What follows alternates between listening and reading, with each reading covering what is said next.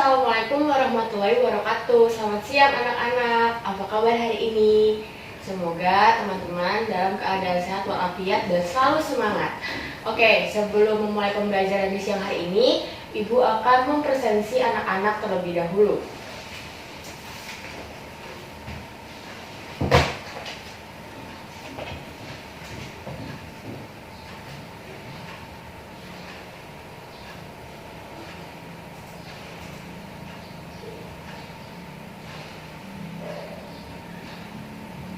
Baik, Ibu presentasi terlebih dahulu ya, yang namanya dipanggil bisa langsung menjawab.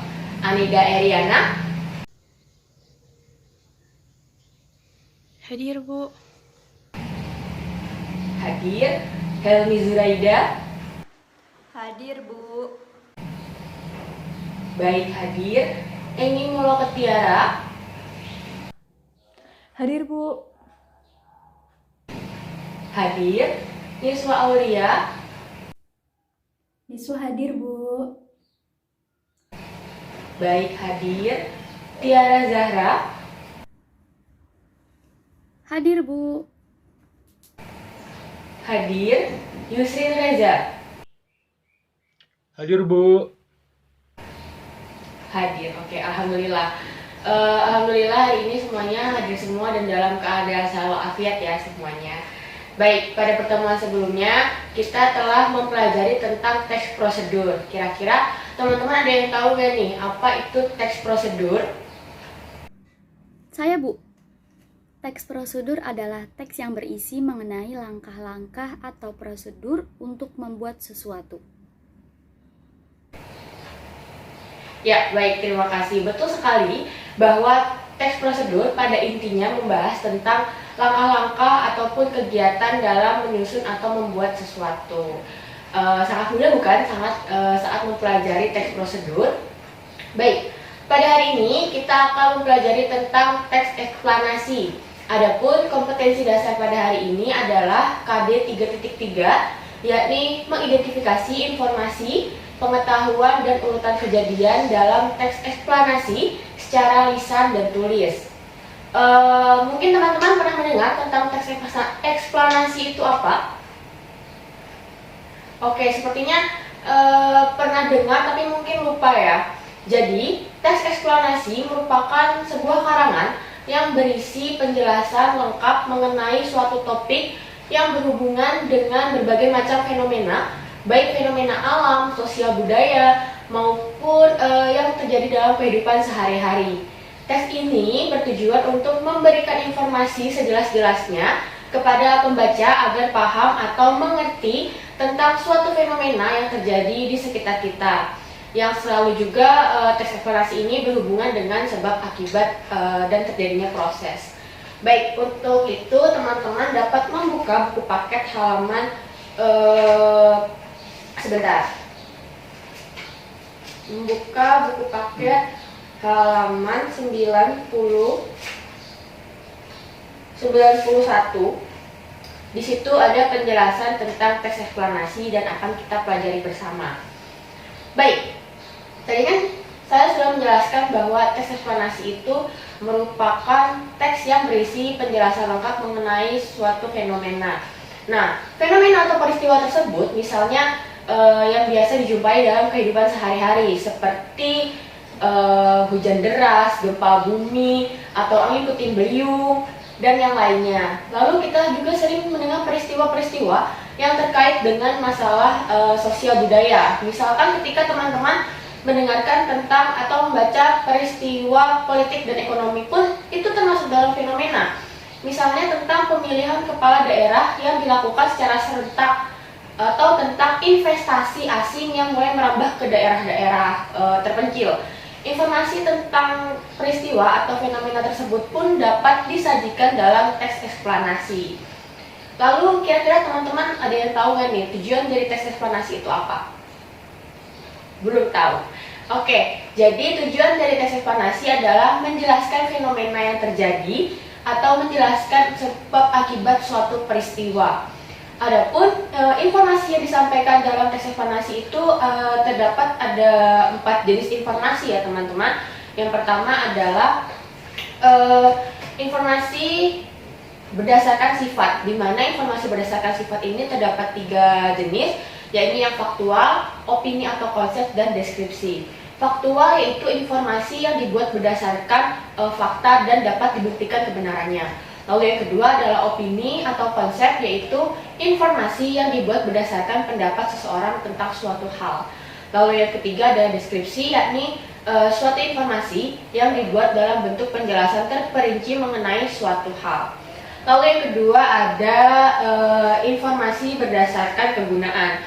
Di informasi berdasarkan kegunaan ini gunanya adalah yang pertama menambah pengetahuan, yaitu informasinya berupa konsep ataupun suatu hal yang dapat menambah pengetahuan baru bagi seseorang. Lalu yang kedua adalah informasi berdasarkan penyajian. Jadi informasi ini adalah informasi yang disampaikan dalam beberapa bentuk, misalnya seperti artikel, audio, gambar, video, ataupun lainnya. Lalu yang ketiga adalah informasi berdasarkan bidang kehidupan. Ini adalah jenis informasi dalam beberapa kategori, maaf. Jadi misalkan teman-teman mendapatkan teks eksplanasi yang berisikan tentang informasi kesehatan, informasi pendidikan, informasi bisnis, ataupun informasi olahraga, dan yang lainnya. Lalu yang terakhir ada informasi berdasarkan lokasi peristiwa. Ini adalah informasi berdasarkan lokasi suatu peristiwa. Jenis informasi ini dapat terbagi menjadi 2, yakni informasi dalam negeri ataupun informasi luar negeri. Lalu selanjutnya di halaman 95 terdapat subbab mengenai menemukan gagasan umum dalam teks eksplanasi. Nah, jadi kira-kira teman-teman pasti sudah lumayan tahu nih, gagasan umum atau gagasan utama itu adalah jenis gagasan yang sering dijadikan sebagai dasar pengembangan suatu paragraf.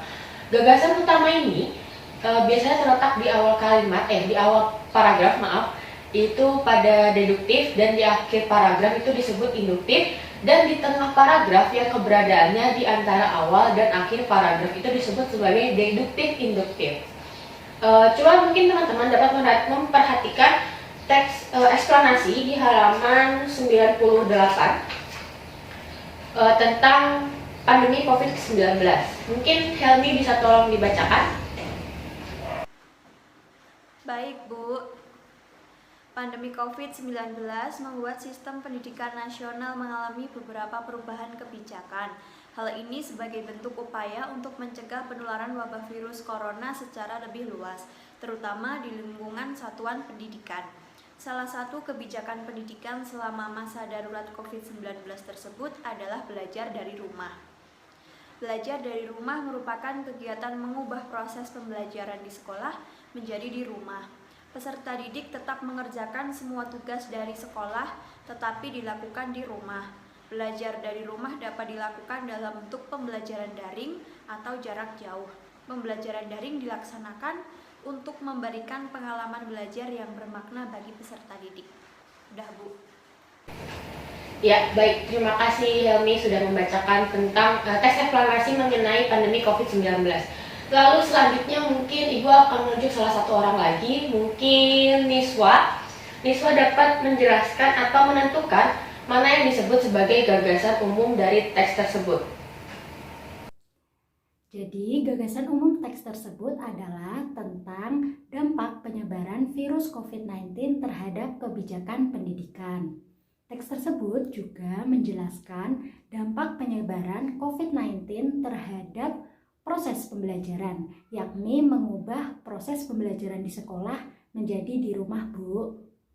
Oke, betul sekali Niswa, bahwa gagasan umum di teks tersebut adalah tentang dampak penyebaran virus COVID-19 terhadap kebijakan pendidikan.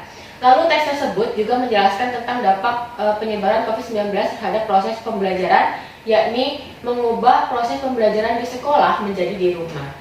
Teks itu pun termasuk ke dalam jenis teks eksplanasi karena memaparkan suatu fenomena dan kejadian secara jelas. Di dalam teks tersebut juga terkandung sebuah gagasan umum atau ide pokok, yakni dampak penyebaran virus COVID-19. Gagasan umum tersebut terdapat pada bagian awal paragraf. Oleh karena itu, cuplikan teks tersebut yang tadi telah dibacakan oleh Helmi termasuk ke dalam jenis paragraf deduktif. Dapat dipahami ya teman-teman? Oke, selanjutnya kita akan mempelajari tentang menemukan fakta penting dalam teks eksplanasi. Jadi ini termasuk dalam materi tambahan.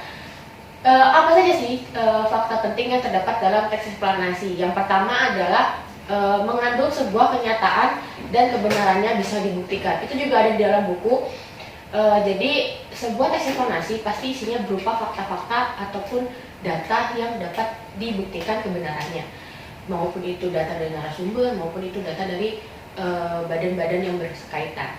Lalu yang kedua adalah memiliki sumber yang akurat, tepat, nyata, dan kebenarannya dapat diuji. Sama seperti yang pertama bahwa teks eksplanasi pastinya berawal dari sebuah fakta. Lalu yang ketiga adalah kalimat fakta pada umumnya memberikan jawaban yang mengacu pada struktur 5W1H. Dan yang keempat adalah biasanya sebuah teks eksplanasi itu menjelaskan sebuah permasalahan atau kejadian yang telah terjadi. Dalam teks eksplanasi pun penulis menggunakan banyak fakta yang fungsinya sebagai penyebab atau akibat terjadinya suatu peristiwa. Bahkan dapat dikatakan bahwa teks eksplanasi hampir semuanya itu berupa fakta. Terus sampai di sini, kira-kira ada yang ingin ditanyakan atau tidak?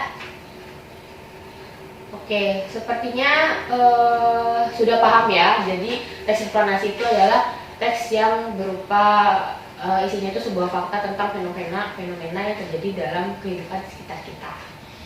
Baik, biar teman-teman lebih paham, mungkin Ibu sudah menyiapkan sebuah tugas atau sebuah oleh-oleh di Google Classroom. Jadi di Google Classroom itu Ibu memberikan satu teks, lalu kalian diminta untuk mencari gagasan dan fakta pada teks tersebut. Nanti, apabila teman-teman kesulitan dalam mencari gagasan ataupun fakta dalam teks tersebut, ataupun ada paragraf yang kurang dimengerti, bisa ditanyakan melalui Ibu, melalui grup WA, tidak apa-apa. Baik, karena sepertinya jam pelajaran sudah hampir selesai, Ibu akan menyampaikan sedikit kesimpulan dari pembelajaran hari ini. Yakni, teks eksplanasi merupakan sebuah karangan yang berisikan penjelasan-penjelasan lengkap mengenai suatu topik yang berhubungan dengan suatu fenomena ataupun fenomena yang terjadi dalam kehidupan kita sehari-hari, baik itu fenomena alam, sosial, budaya, maupun fenomena lainnya. Tujuan dari teks eksplanasi adalah yang pertama menjelaskan informasi ataupun fenomena yang terjadi, yang kedua menjelaskan sebab akibat suatu peristiwa. Dalam teks eksplanasi pun memuat gagasan umum dan gagasan utama, serta di dalamnya memuat sebuah fakta-fakta. Baik, minggu depan kita akan mempelajari tentang cara menyusun teks eksplanasi. Mungkin cukup sekian pembelajaran hari ini, teman-teman silakan berkemas. Lalu sebelum pulang saya minta tolong kepada Mas Reza untuk menyiapkan doa terlebih dahulu. Untuk mengakhiri pembelajaran kita pada hari ini, mari kita berdoa menurut agama dan kepercayaan kita masing-masing. Berdoa dimulai.